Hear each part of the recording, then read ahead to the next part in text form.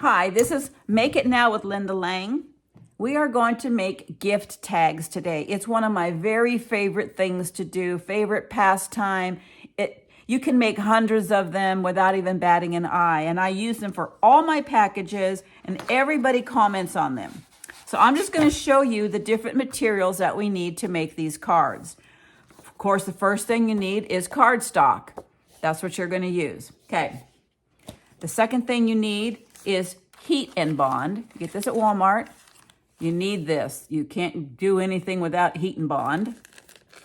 And I have a package of it right here. Matter of fact, it comes in a giant roll and it'll last you for years. Very inexpensive. And you're going to want to pick out some material. Okay, we're going to use cloth to make our cards. Now, if you'll notice, this has a picture of a car on it. And I can cut this out, okay? It's going to be hard to cut out something. This isn't a good piece. These are too tiny of design, okay? So you want to stick to a design that's a little bit bigger. For example, these are perfect. Look at this. You can cut these out individually. You can actually cut out ho, ho, ho, and the different little dogs. This is one of my favorite pieces. Just squares of different snowmen. And I'm going to cut these out and make cards with them. I don't suggest a giant square. These are beautiful. If they were smaller, it'd be great. But these are so big, they make gigantic cards. Now, if you just want to cut the bird out, that's different. Then you can make a smaller card. But you can cut a big piece out and make a nice big square. The next thing you need to have for your supplies is a hole punch, some scissors, some writing pens, an ironing board, and a cutting board. That's it. You need to have paper cutter, I mean. Okay, so let's get started with this project. The first thing you do is select your material. Now what you do is you take this material to the ironing board with your heat and bond. It's the first thing you do. Now I cut out a little piece, and sometimes you can just do a big square piece on your material, but I just wanted to show you a little piece. And then I take my heat and bond, which I have some already here that I've cut out. It's a little wrinkly, but it'll still work.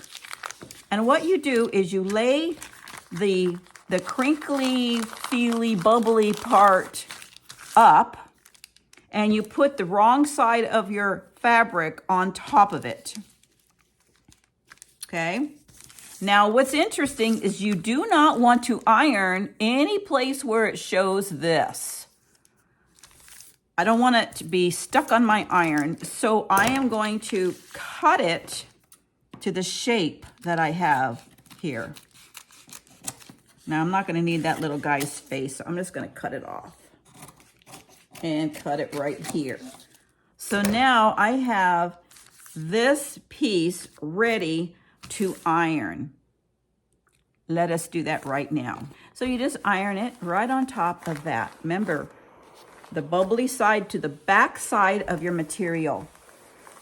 And don't let your iron get onto that white stuff because it will stick to your iron. So I just kind of do this a little bit just to make sure it adheres and sticks very nicely. The material is pretty hot, so you want to let it cool for a second, and then we'll do the next step.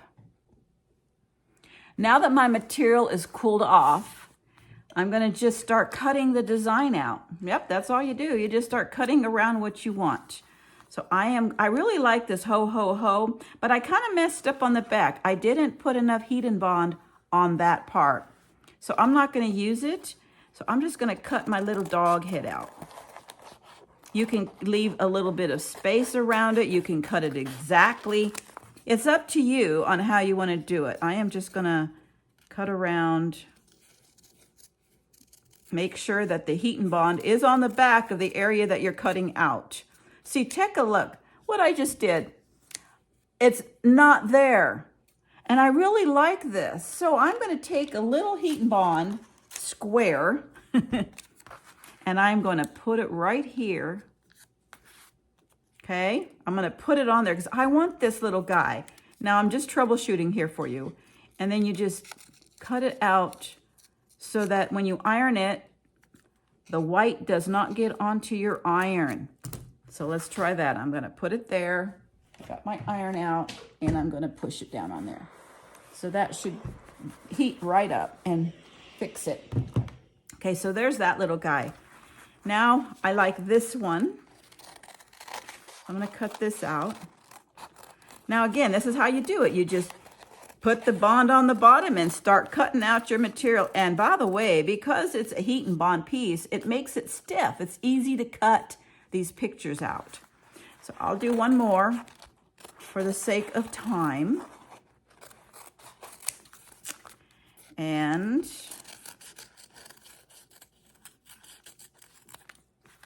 put those aside. Okay. So I have 3 that I've worked on. I also have another one that I kind of played with. Let me get it. Okay, so here's one that I had already cut out, and I ironed the heat and bond to the back of that. And I came across some words that I really liked. This says winter, and I put heat and bond on that. And then this was a little tiny words, peace, hope, no. It's supposed to say Noel. So I'm going to take the no off. All right, and I'm just going to keep the peace and the hope. And then I had this little star. See, you can do tiny if you want. So those are my pieces I'm going to use right now. The next step is you use your cardstock and you use your iron. Your iron is going to be your friend, okay? So here's a piece of cardstock. You're going to want to set your little pieces to the right side. Let's do it this way. You're going to set your little pieces to the right side. You're going to leave this area open, and you're going to set that here. You're going to set this one here and this one here. At this point, it looks like I only have room for 3. Okay. Now what you do is you peel off the back, which is the heat and bond part. It's just paper.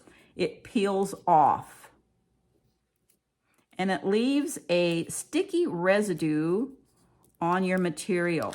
If it doesn't come off easy, you haven't ironed it good enough. So see, that comes right off. I'll set that there. This one comes right off. And I'll set this here. And the same with this one. Okay, I'm thinking you can see all that. I don't know. Okay, let's make sure. All right, so that's how you do this. Then you take your iron. Make sure you have enough room in between. And then you iron these down after you've peeled off the back. Okay.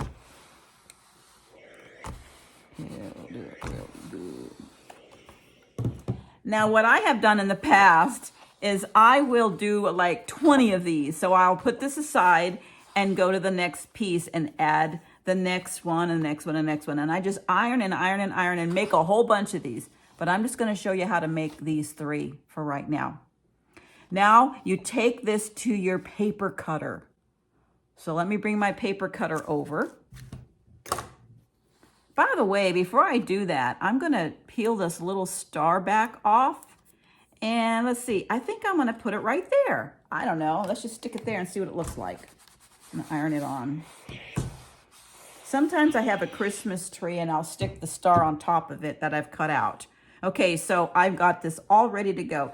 And you want to make sure that whatever you have here, because you're going to fold it in half, that it's got enough space from here to here. So you need to make sure that it measures here, and then that this will measure to here. If you get a really long piece and you don't have enough this way, then you'll want to turn your paper and do it this way.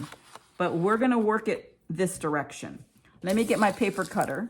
I'm going to turn these and then open up my paper cutter and cut in between. Give it enough space, just eyeball it and cut it. Can you see it? Okay, you eyeball it and then cut it. Then you do the next one. And you eyeball it and you cut it. If I don't like this one being a bunch on the top and the bottom, which I don't, I'll just trim it. This is so relaxing. I love this part. And then I'll just turn it around and cut. All right. So now I have these to work with. I'm going to leave my paper cutter here because I'm going to use it in a moment. Now you simply fold over. And you fold this one. You make it as far over as you want. Give it enough cute space along the edges. And then this one. These are so relaxing to make. I love making them. Okay. And now that I am done with that, then I just simply cut this part off.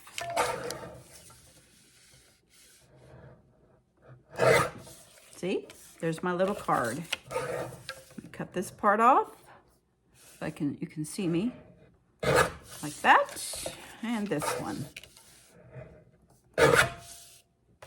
I am done with the paper cutter. And so now I have these little cards. And now they're kind of open like that. And I just like to take one little press on them. I do. I just like to press them down so that it makes them nice and flat. Okay, so you have these three now. So now how you make them really, really unique and cute is I like to use a Sharpie, a real thin tip pen. This is a ultra fine point marker. I don't know where I got it. I just pulled it out of my stuff there. And all you do is you take your pen and you want to make it look like sewing, like you sewed this. So you simply just make little stitches around the picture.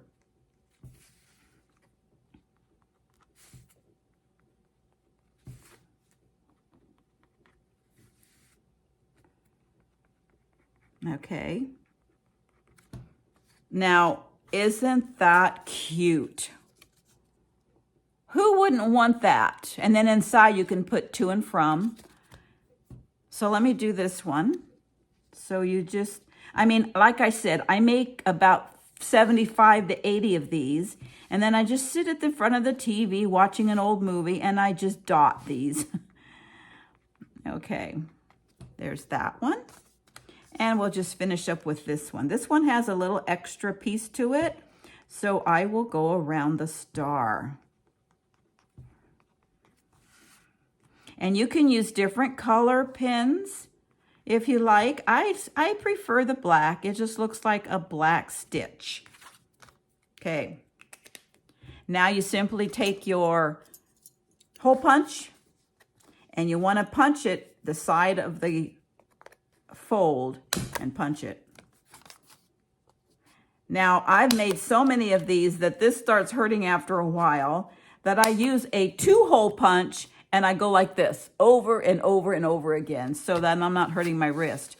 I have just made 3 cute cards. I sell these 3 for $1. And I get it because people just love these. Now, it had trim around it like this, but it was too big and I won't be able to fold this particularly right in half. And because you need to leave a little bit of space, and this is a square, you need to leave a little space around it so that we can do our finishing touch. So you want to then fold this in half. Make sure you have a little edge around the whole side. And I'm going to iron it. I like to iron my pieces down. You can iron it first or iron it afterwards. And in this case, I'm not going to use my cutter, but I normally do because it makes it straight. I'm just going to use my scissors just to show you how this one works. And then I'm going to give a little space all the way around. See, that's how you make a big card. It's pretty big. It's gigantic. And then I'll use my, you can use this, you can use your iron, you can do whatever you want. Now I made some other little squares. I haven't finished these yet, but you notice that I left a space around them. So why don't I just do this one, my little snowman, and then I'm gonna just cut this end off. You can use scissors, you can use your paper cutter, okay? And see, now I have these two. Aren't those cute? I mean, look how quickly they get done. Then you take your pin and you want to still go around the cloth. Now in this example, I cut the shape out in the cloth. Okay? I didn't do a square. I cut the shape. This is a square. So all I do now is dot all the way around the square.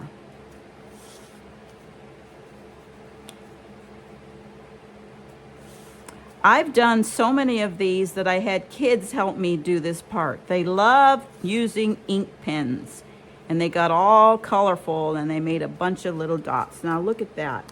Then you just take a hole punch and make sure that it opens properly and that the crease is on this side, and you put the hole in the corner. And now that's a little label. You do the same thing with the big one. Dot it all the way around.